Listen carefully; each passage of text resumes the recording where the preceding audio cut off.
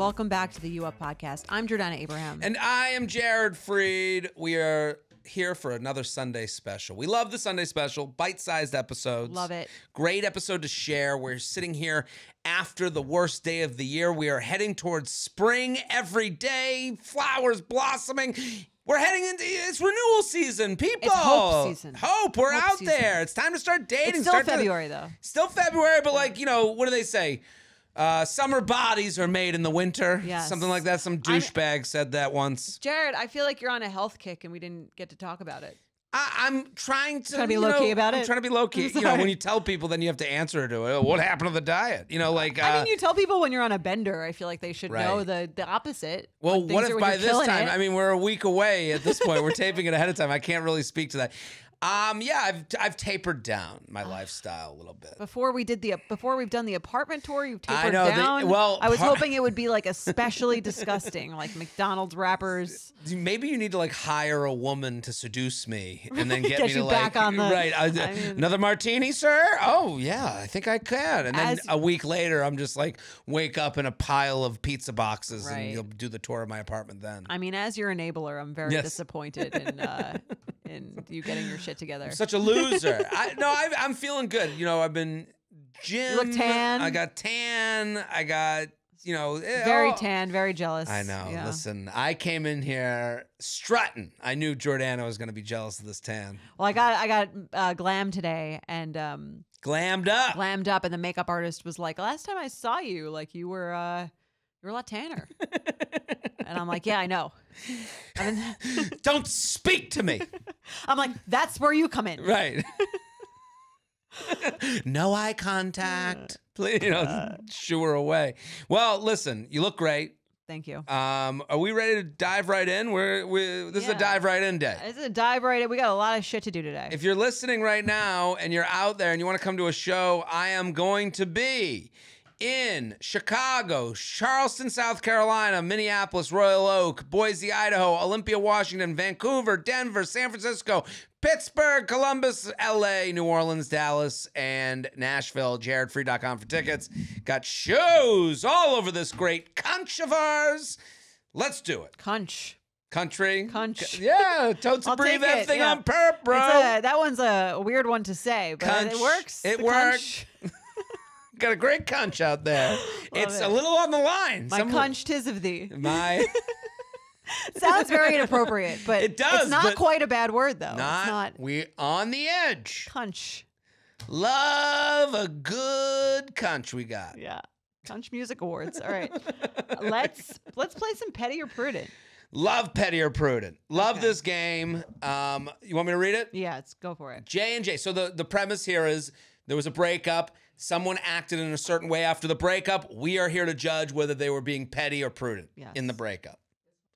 So I'm getting reports from Candace that this is actually a turn on Petty or Prudent, where this is asking if the breakup is petty. Yes. Okay. We can judge all petty or prudence. I have a feeling I know what you're going to say. We'll see. So, J&J, love the pod. As Valentine's Day approaches, this story always comes up, and I wanted to get your take on it. 4 years ago, I had been dating my then girlfriend for 1.5 years. Things were getting a bit toxic in the months leading up to February. At that point, I had been spending nearly all of my social time exclusively with her, neglecting hanging out with my friends, whom she hated, and other things I enjoyed. This topic always led to fights. I had contemplated breaking up with her, but it hadn't quite gotten to that apex of being bad enough to call it quits. That's low bar. Yeah. Well, that means you were too much of a wuss to end it. Right. Well, it hasn't quite gotten to the apex of when he's things waiting were... for this explosive fight. Right. Which, you know, then men comes, do. Well, right. Well, you need let me give feedback. Men do this, but they're also posed with, why are we ending? And it's like, I wish we just had a toxic fight. I don't have to give you a reason. Right. So it's a chicken or egg thing. But they also do the thing where it's like maybe they want to break up, so they do something that leads you to the fight, and then they A little gaslighting, a little like push you. Well, then maybe we should just break up. Right. Okay. Then comes a poorly timed Valentine's Day where that morning we got into an explosive fight about the deeper issues in our relationship. The fight crossed a line far enough that I decided we needed to break up right then and there. I just couldn't bring myself to stick through a Valentine's Day with someone I truly didn't want to be with anymore. I believe if it were any other day, anyone else in my situation would have ended the relationship, but it was just so horribly timed with the day to celebrate love. So what do you think? Should I have sucked in my pride and toughed it out for one more day, one more week, or is what I did justified? Sincerely, the Valentine's villain. And then they put in parentheses, anti-hero. Oh. They're giving us the option to let them off the hook. Here's my thought. I don't think it's petty to break up with someone on Valentine's Day if it comes up in an organic way, or on any day, really, if it comes. Mm-hmm. But I do think that it's not right to break up with someone in the midst of a fight. I think a true non-coward, a true gentleman doesn't wait for a fight. A true gentleman breaks up with you when you least expect it.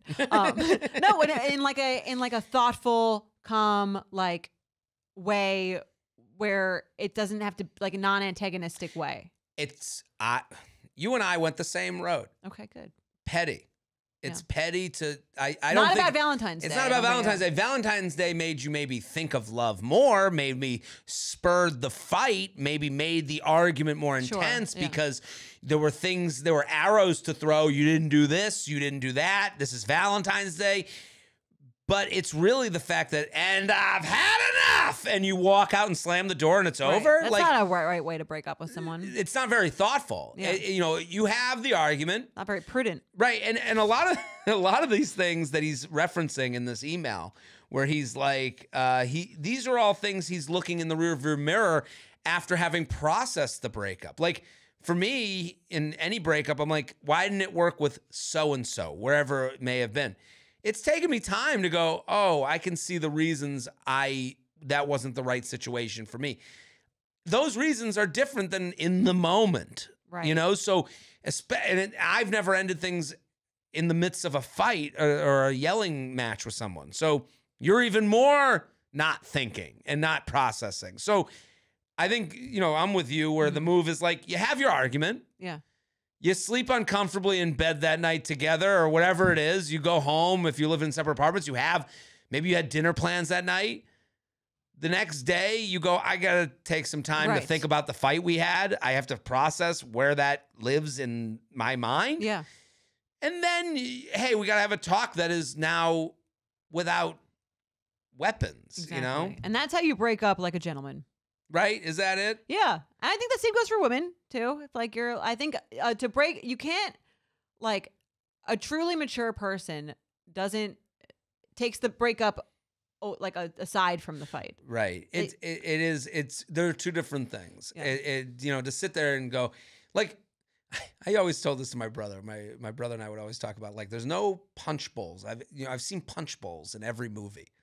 Every school dance has a punch bowl. And you're like, spike the punch. Spike the punch bowl. Right. I've never seen one punch bowl in my entire life. I've never even drank from a punch bowl. It was in every TV show growing up. The school dance had a punch bowl. Never seen it. Sangria is like the closest we've gotten to a punch bowl. You're absolutely right. That's as close as it get. Always came in a pitcher. Yeah. There's also interviews where people would sit at the interview and the big boss in the nice suit would look at the interviewee and go, you know what? You got the job. Right. And they shake their head. Never happened. Right. Never happened. It's more like, I need to confer with a few other people before we can. Right. We'll circle back. Yes. Also, and I've had it. Slam the door shut. Never see the person again.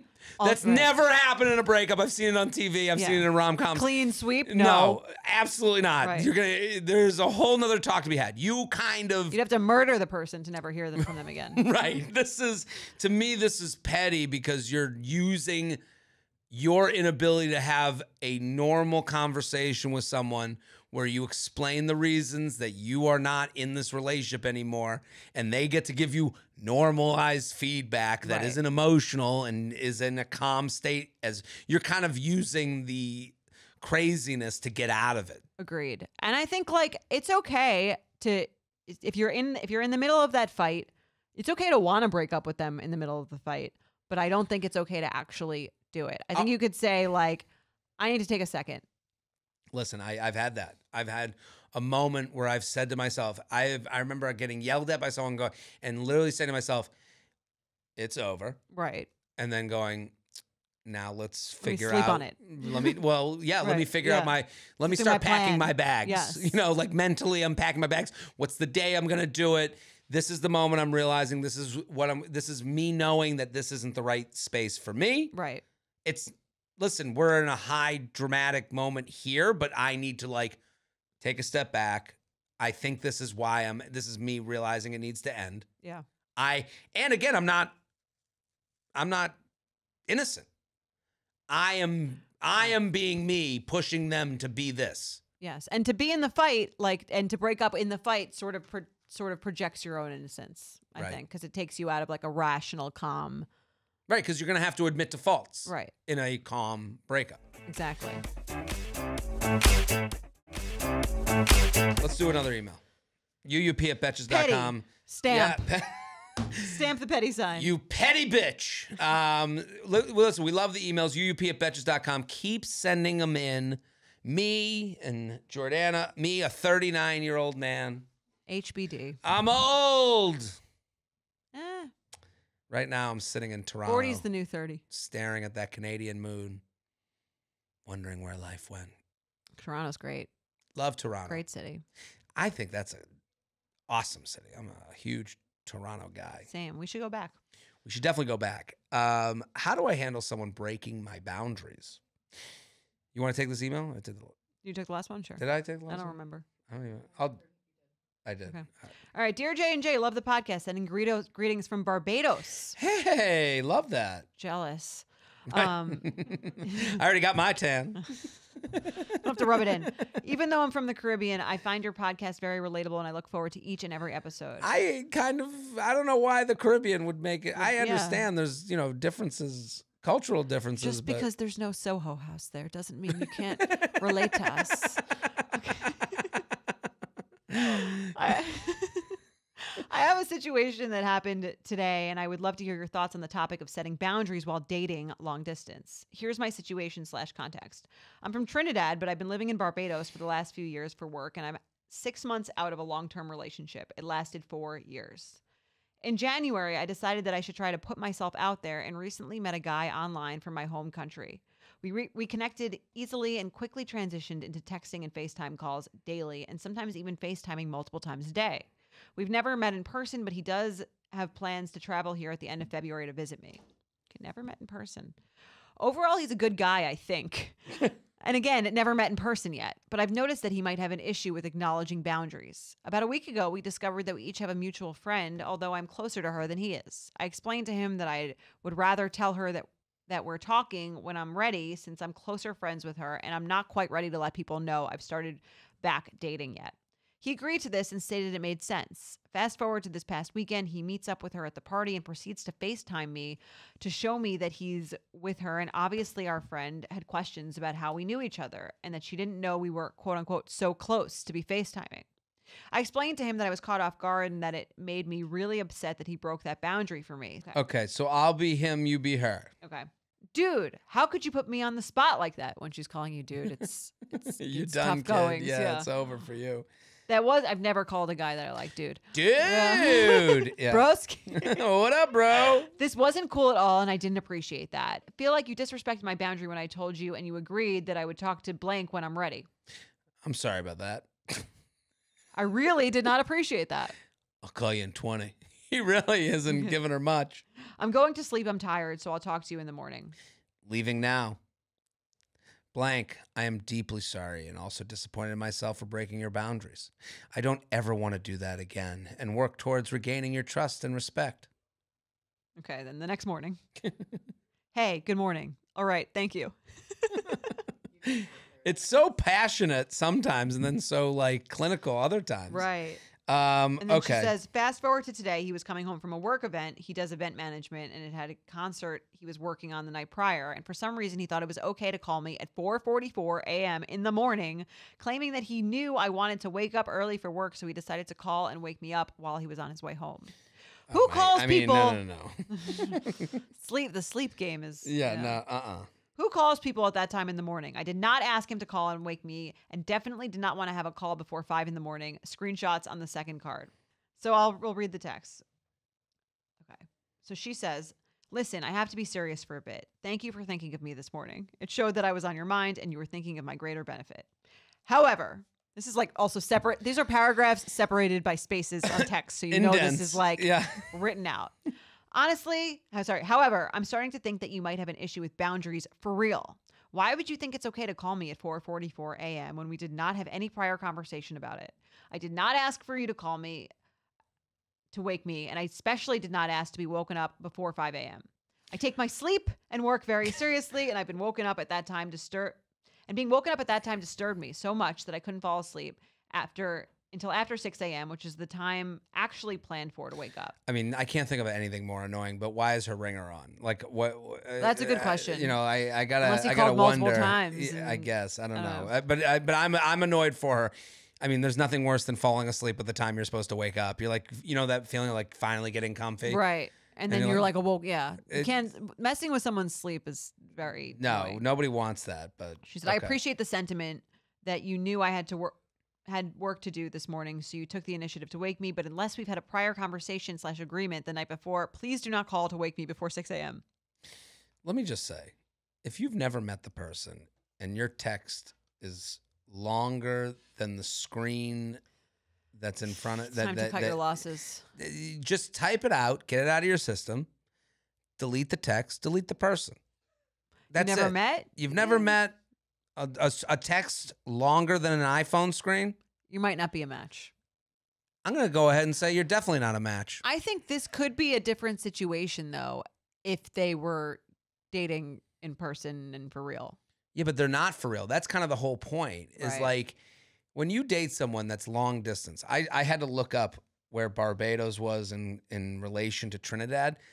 You have to take a flight. You got to take a flight. Yeah. You got to, that's two different islands. It's a short flight, but flight, but still like.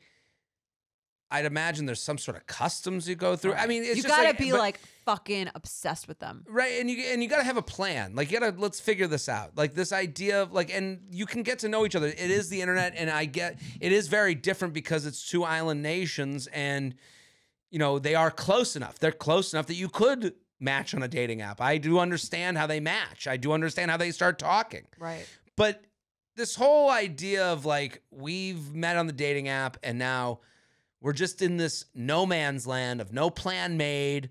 We're just texting. He doesn't care about breaking your boundaries because he doesn't have to care about you. You are just a name on the phone. And I think that the learning from this that everyone can do is, am I a name on the phone or am I someone that they really owe time and effort for? Mm-hmm. And because when she says you're breaking my boundaries, that is the way you talk about a parent.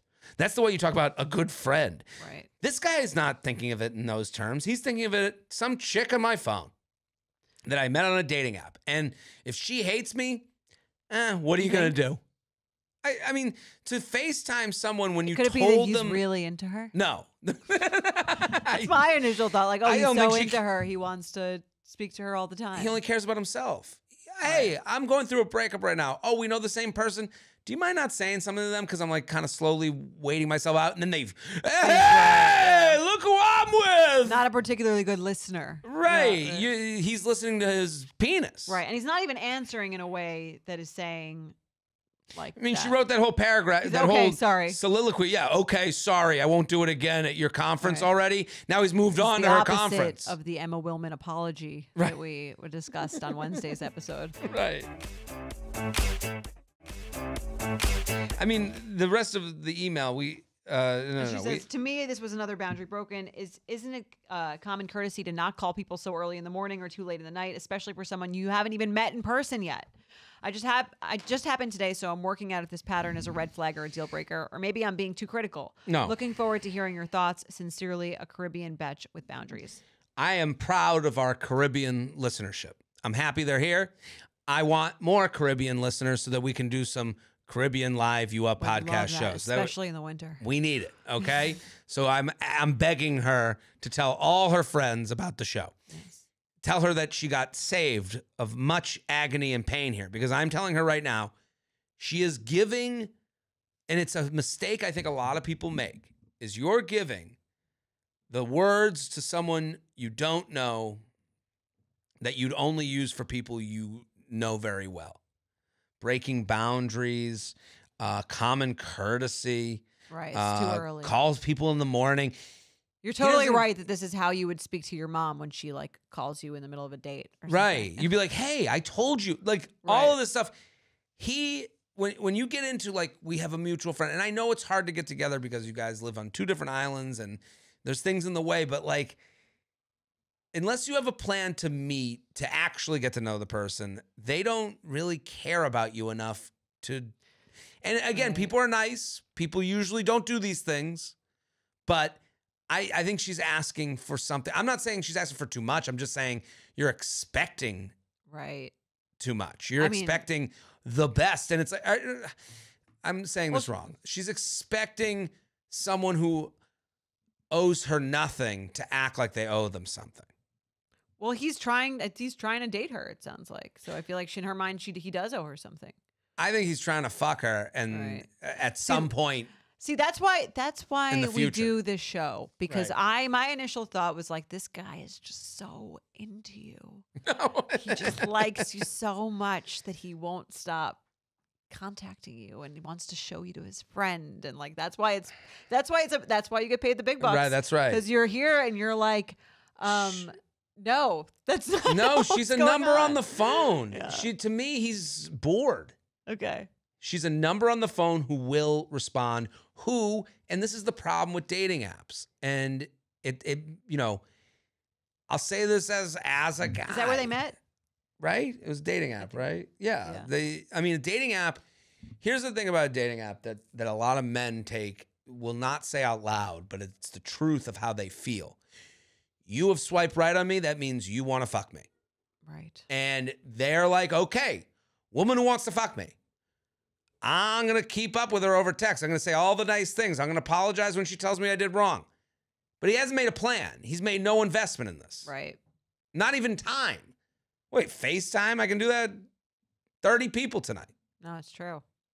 And now that you're saying it, it all makes sense. Right. I feel like I'm like, taking the truth serum, because it's easy to convince yourself like this person just, why would I let go of a guy who likes me so much that he FaceTimes me at 4:45 in the morning? Right. No, he didn't listen to you. How could I turn away a guy who wants my friends to know we're dating? Right. Well, this is the big thing. That's what we tell ourselves. And this is what I noticed from my end. If this was an "Are we dating?" I would have thought yes. They've never even met.